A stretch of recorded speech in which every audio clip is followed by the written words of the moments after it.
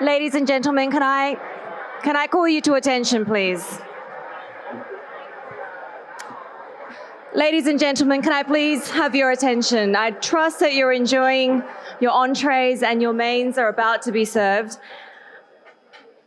Ladies and gentlemen and special guests, our next special guest tonight is considered to be one of Australia's most prominent and accomplished journalists across print, television and radio. At the ABC and also at Channel 10, she's presented and reported on national news and current affairs. She was, of course, also the host of Life Matters and Compass on ABC Radio for 30 years, and as Michael mentioned earlier, tackled these difficult issues of faith, spirituality, topics like religion and ethics with always relevance and meaning. In 2003, she was recognised as an officer in the Order of Australia for her services to the community and media. And it's my great pleasure and delight to invite Geraldine Doogue AO to speak to you now.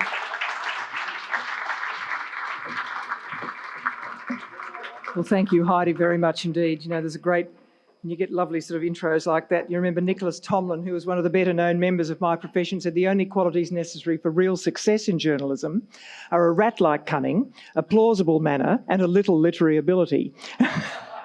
So, you know, I bring that with me with a small dose of humility. But look, it's wonderful to be here in this lovely venue, an event. I think it is the first event I've realised I've been to for a long time. We were talking here about dusting off suits that had to go to the dry cleaner and so on for this Lunar New Year celebration. Among people who, it seems to me, are the active players in the so-called Australia-China relationship, or seek to be, and most of you I know quietly get on with that job, all power to you.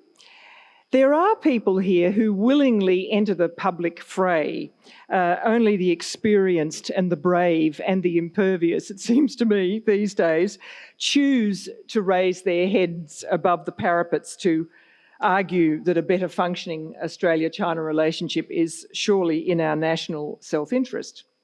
Because as Jeff was saying earlier, it had really become so very much harder in recent years by comparison with earlier times. What deep-seated scabs does this debate scratch within the Australian psyche, given our history? That's what preoccupies me, and what I'd like to talk about tonight, or riff on.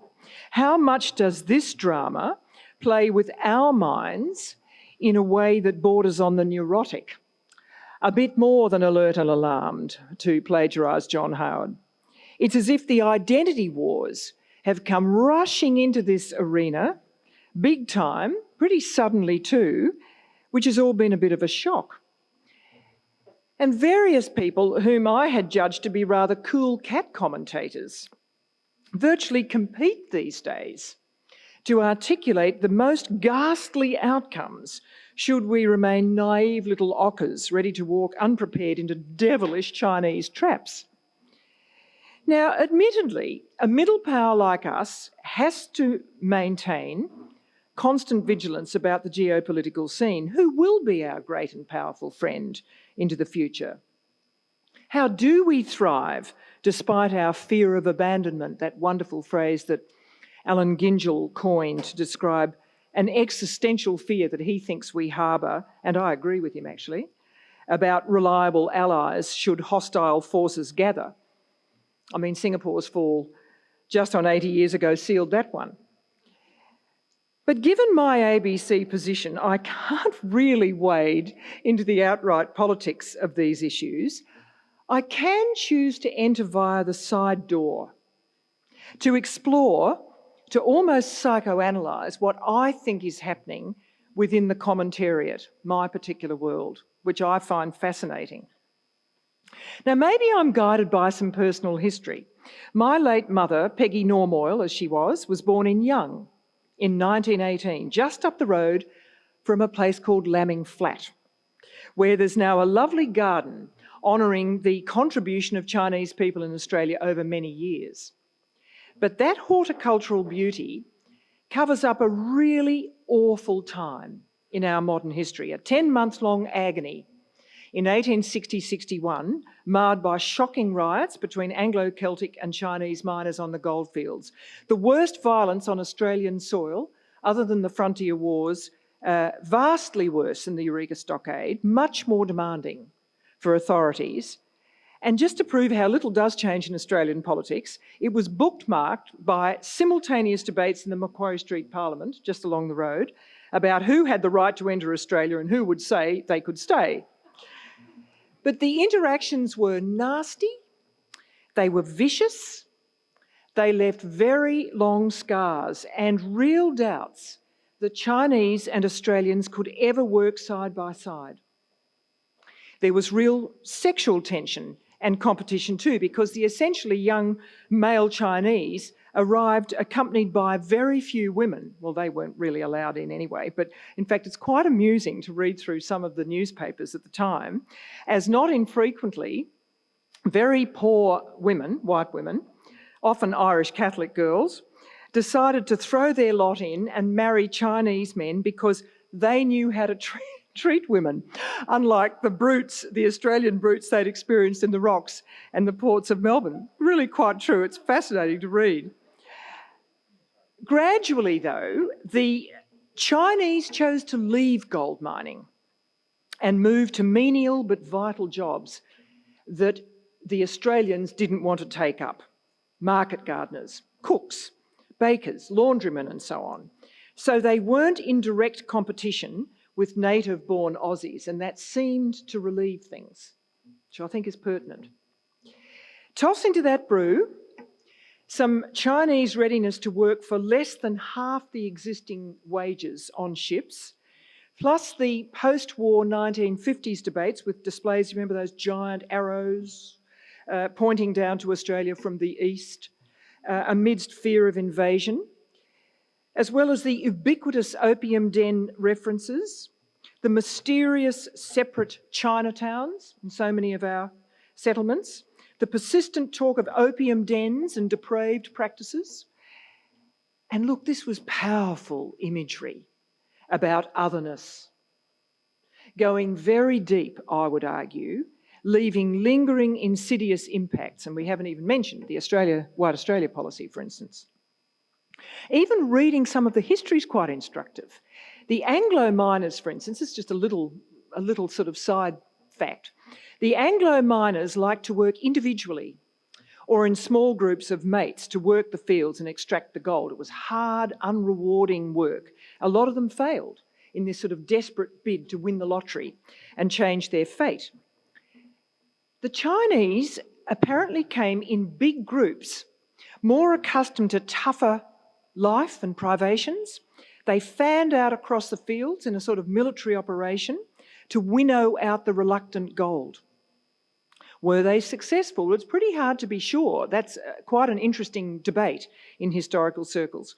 What was clear was the bitter competition among the different national groups, all our earliest battlers. That's the point. There were no rich people there, which I contend bequeathed us images and attitudes as potentially challenging as the anti-Semitic tropes in Dreyfus' time in France, or as we've heard more recently, in the old Dart, right up to the present day. Arthur Calwell's famous "two Wongs don't make a white" quote, yes, funny but not, to the House of Representatives was just one obvious manifestation of this lingering suspicion. And he was known to have a lot of Chinese friends with whom he maintained private friendships. He couldn't do so publicly, though. And by the way, I heard a gorgeous story the other day that there's a new St Kilda cafe called Two Wrongs. And it's got a particularly burgeoning multicultural clientele, which is really rather, I suppose that does show progress. In my own state, in WA, a rather prominent Labor man and character, Alexander McCallum, was completely unapologetic about racial differences. My old UWA history professor, Geoffrey Bolton, loved this quote of McCallum's. "No matter where I eat in Perth, I can always tell whether it's been cooked by a Chinaman." And yet you could say, ironically, that Chinese food was the first non-Anglo cuisine that many of our mothers mastered. and going out to a Chinese restaurant at the age of 12 at the north end of St George's Terrace, if there are any West Australians here amongst you, that was truly a highlight of my young life. It was incredibly fast and sort of sophisticated at the time to have the fried rice, which you probably all would have hated. I mean, we did emerge clearly from the crudeness of all this, but don't imagine that it didn't leave lasting scars. It did seem to me, though, for the 10 years prior to 2017, and I reported this accordingly, that many, many Australians were actively relishing the exploration of the Middle Kingdom and the People's Republic, not seeking full compatibility, but being happy enough with a congenial, mutual search which promised more, was going to unfold. That was the sense I had anyway. We had splendidly impressive China scholars, not that the broader population ever really sought to find out about the history of China, but things were moving in a positive direction. Well, how much that has changed. And so fast, I truly find it astonishing how, in a sense, national debate sort of turned on a dime, with those security concerns triggering rational, some definitely rational, but some irrational fears that I thought we'd worked through as a people. But I was wrong. After all, I sat and listened to Prime Minister Malcolm Turnbull deliver a typically stylish luncheon, I gather he did this here last year, luncheon address to delegates at the marvellous Crawford Policy Forum at the ANU in June 2017, with the inevitable reference to Thucydides' trap and how we had to work our insides out to avoid it. But the clear sense was then, I remember it vividly, this was a game worth playing in, possibly the game that Australia faced, the true big game. Then, 3 months later, I think it was, came the various U-turns about China. The initial Four Corners Power and Influence program had emerged, if you can recall, and Pandora's box was opened. Within months, the Sam Dastyari, Hung Shimao affair broke on our television screens, an absolutely devastating development, I thought, then and now. Its ramifications still not fully grasped, in my view. And something big shifted. It just did. People became comfortable with their fears. That's, if I had to summarise it, that's how they put it. They became comfortable with their fears. Less inhibited about plumbing them, unworried by prejudices they didn't even seem conscious of, and I don't know that they could have named. Well, if they are, they certainly don't articulate that out loud. They don't seem to me to express any doubts or reflection. Maybe it's there, but I can't sense it. A psychologist reminded me once in an interview that mere anger about others can be voiced out loud, whereas prejudices tend to stay subliminal because we're partly ashamed by them. It definitely began to affect my listening audiences. In the texts I receive especially, you can never trust those Chinese. What sort of fool are you, Geraldine? Yet again, you refuse to see what's in front of your face, you and your mates, and so on and so forth. And that would be sort of casual remarks. Then there'd be the big fears. We'll be overrun. So we might as well give in now. Really big stuff. And actually, I routinely deleted them because some of them were just so offensive, and I wish I hadn't, so I could read them to you now, because I think they would surprise you with their vividness and their no-holds-barred stridency. Maybe not. Maybe a lot of you have experienced it, but it was a shock to me. But the consensus from within the media, especially that from Canberra, harboured few doubts, it would seem to me, as any glance at insiders proved, very little doubts about their analysis that we were into this new world and that it was a deep-seated worry. It left the Melbourne political scientist Joe Camilleri wondering out loud whether China critiques risked becoming a national pastime. Remarkably little revelling too, it seemed to me, or even dwelling upon the unseen behind-the-scenes influences from the United States, which I would have thought that some of the Canberra journalists might have been a little bit perplexed by, but I didn't hear it. There has been pushback, but mainly in the financial press, which was then characterised as people merely defending their filthy lucre. Their investments. I thought that meant Australian jobs, I said once to a colleague. That's certainly how West Australians feel, I can assure you.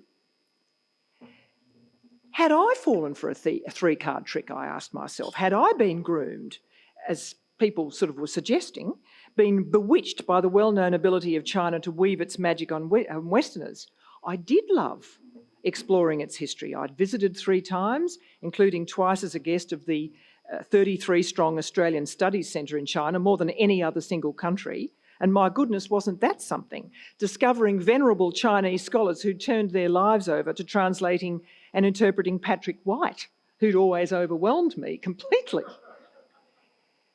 Well, look, I don't think I had been suckered in, though I will concede that due to the overt fears being happily explored by my own profession, and a sense that there were influences there that were not being named, I did perversely resist a bit, I realised, maybe for too long, a full realisation of just how much Xi Jinping has altered the rules of engagement. I do concede this, although I did hear H.R. McMaster, the great military thinker, say in a webinar earlier last year that he couldn't quite understand what was happening either. I can remember he actually said, he, Xi Jinping, must feel much more insecure than we realise. That's the only thing I can make sense of. It was quite an interesting thing from H.R. McMaster, who's known to be a very good thinker. I must say, I rather liked the approach of the ex-head of PM&C, Martin Parkinson, the other day at a Sydney conference. I don't know how many of you saw it. It's not how we choose, it's how we balance.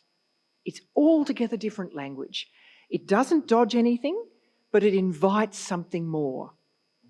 And that's what I'd like to see. Much more introspection from those with overt fears. I don't blame people for having fears. I just wish they'd name them properly.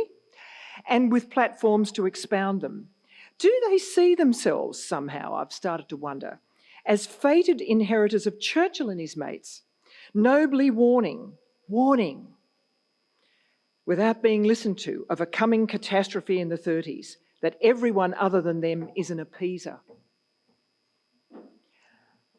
I had quite an experience some years back that's never quite left me, of being at a small Admiralty House function, I can't even remember what it is now, at the invitation of then Governor-General Michael Jeffrey.